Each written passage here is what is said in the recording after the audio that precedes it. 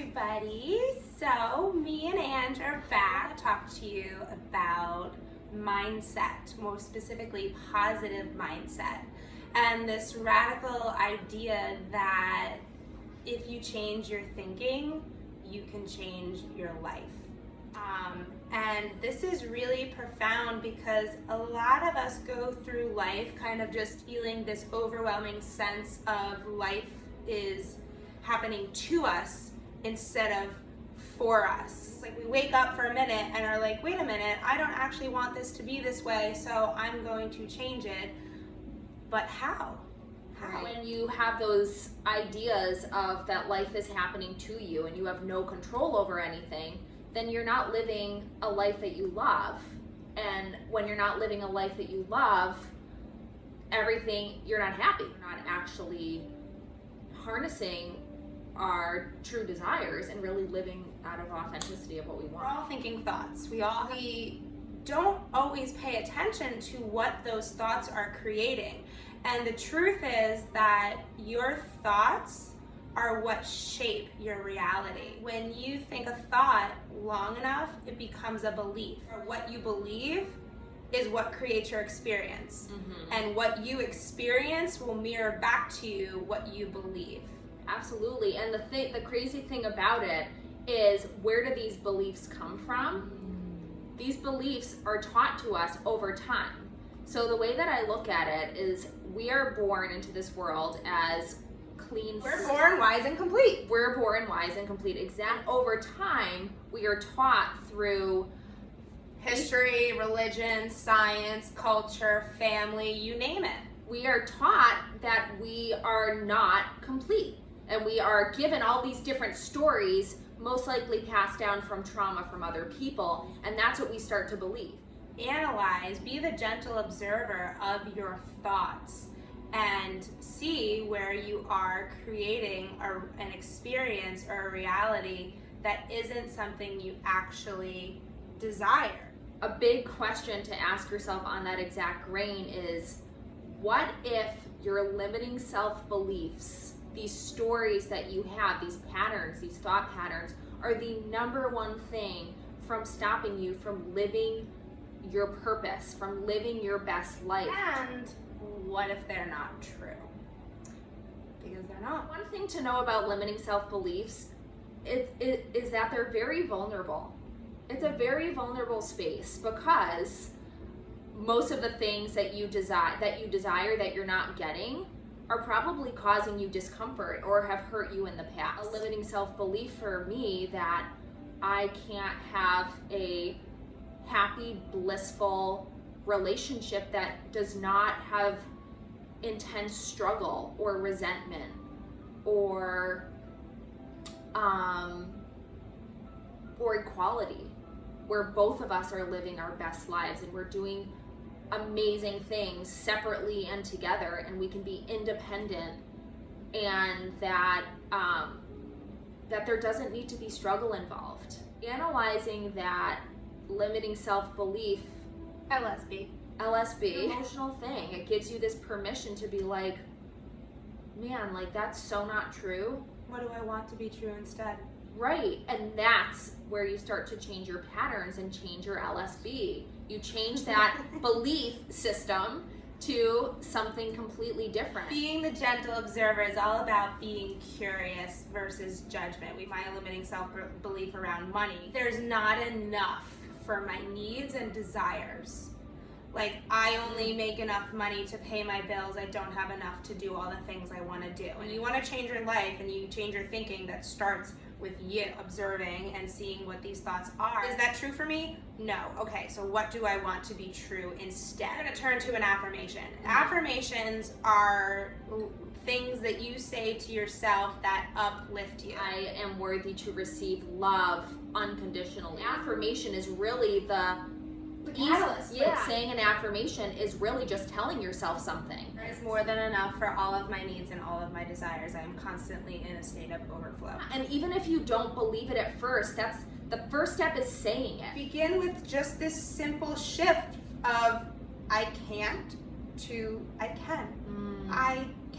I can change. I'm willing to change. I'm willing to see things differently. I'm willing to do my part and show up and take inspired action and receive guidance and change my life. Actually, you're saying your affirmations, it's like doing reps in the gym.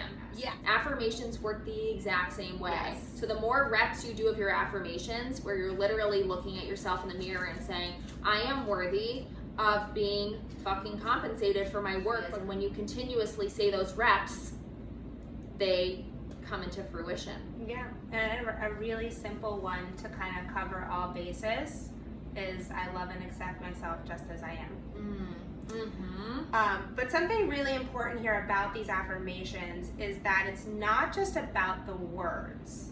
The words are really important. Like, they want to be positive, they want to be stated in I am, like the words are powerful, but it's really more about the feeling behind them. The feeling, like when you feel something, that is a vibration. Like, your feeling is emitting something energetically out there in the energetic plane, and that's what the universe responds to and brings things back to you from. That's the best part. It is. It's so I good. love it. I love this shit. Like, has anyone ever said to you, like, oh, I love your vibe, or like, you have such good energy? Yes. That's what energy is. Yes. It's literally a feeling that you get when you are inspired, you're excited, you're whatever, or it's a vibe or energy that you get when you're not inspired. Yeah, do you or notice you're how, like, when you're feeling bad things keep happening and keep having this vibration that is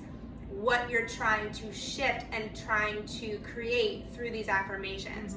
So it's really more about living in this energetic state of the affirmation than it is the word themselves. Like, the emotion behind it is what gives the affirmation power. And you know what? Here's the thing. It's gonna feel silly.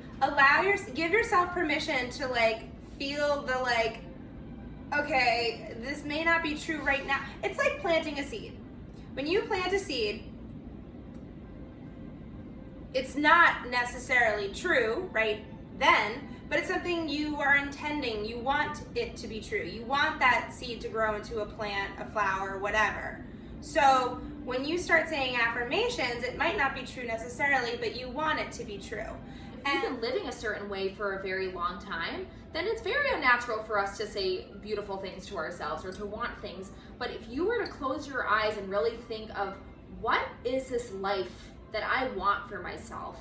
What is it that I desire? It is all the positive things that you're going to affirm to yourself.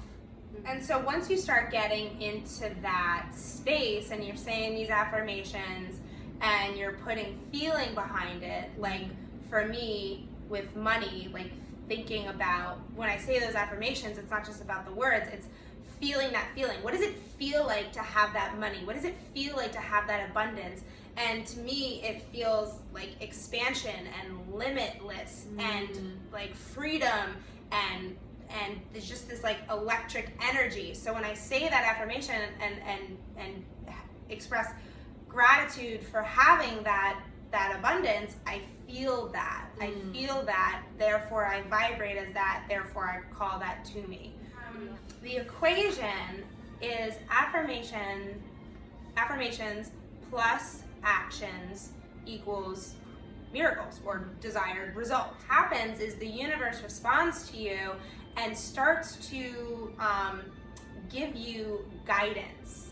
These, little, like, read that book, take that course, do that thing. Your soul cravings. Yeah, they're like little hits of intuition. Look at the whole picture, like, I want to change my life, and again, it feels overwhelming. And there's all these steps, A to Z, that you have to take, and you can't possibly know what they all are from the get. Like, all you have to do is decide what it is you want, decide you're allowed to have it, and then be open to receiving that guidance. Then you do that step, then you get the next step, then you get the next step, then you get the next step. And as you go, things just naturally start to unfold. But what happens is we stay stuck because we look at the whole picture and we're like, well, I don't know how to do that.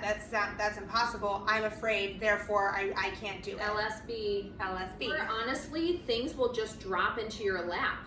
Someone will give you a book.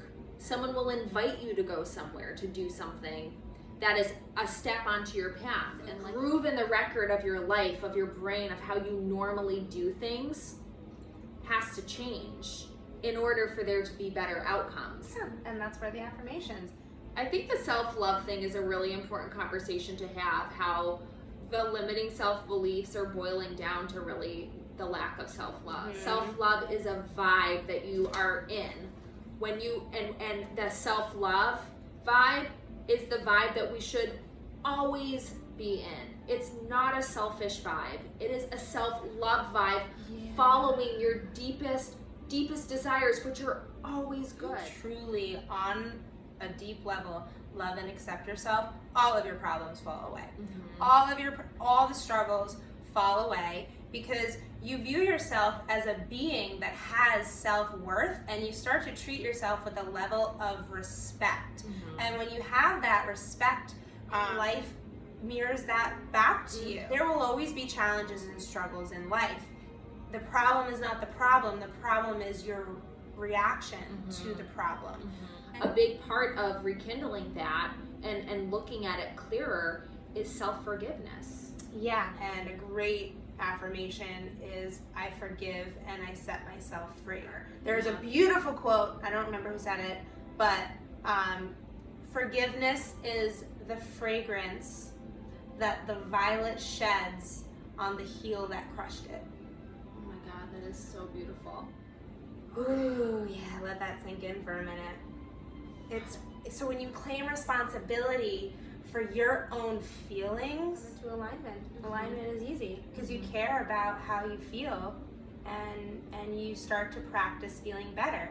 When you're not feeling good, you start reaching for better feeling thoughts and feelings. And all of the resistance that you may feel in your life, where things feel astronomical and problems feel more abundant than good things, if you can start with self-forgiveness and really observing what has gone on in your life that is creating these negative self-patterns, or just the thoughts that you're thinking and the ways that you are acting and what you're attracting, you're able to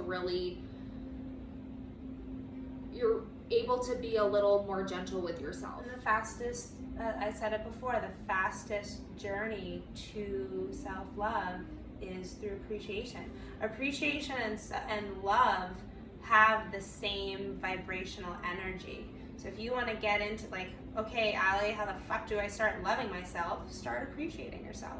Start appreciating things around you. Start appreciating, feel that feeling. And there's a beautiful exercise of going to the mirror, look at yourself, and really say, like, I love you. Allie, I love you. You are perfect just the way you are. I deserve the best, and I accept it now. I am healthy, whole, and complete. There's an affirmation. We are so much greater than we have been led to previously believe. This so much greater. This one's so good. Follow your inner ding. Ding. If something makes you go ding, then you need to go do that. That's your inspired action step. Affirmation plus inspired action equals miracles / desired result. The best advice I could give is to just get clear. When you have wishy-washy desires or being wishy-washy, you're gonna get wishy-washy results. So get clear about it. And the way you get clear is by doing all of this gentle observing and starting to change the ideas of what is possible for you. These desires become less realistic the more the limiting beliefs are in our head, or we just start to forget what we actually want because we don't think about it anymore. We're too caught up in like the practicality of things or the rules or the society norms or whatever it is. And when you start to clear all those things away, you start to really uncover these dreams that you've always wanted, and you start to realize, like, I can fucking have that. I don't have to believe this bullshit anymore. What you think and what you believe is what will come true for you. Your thoughts create your life. It's that simple.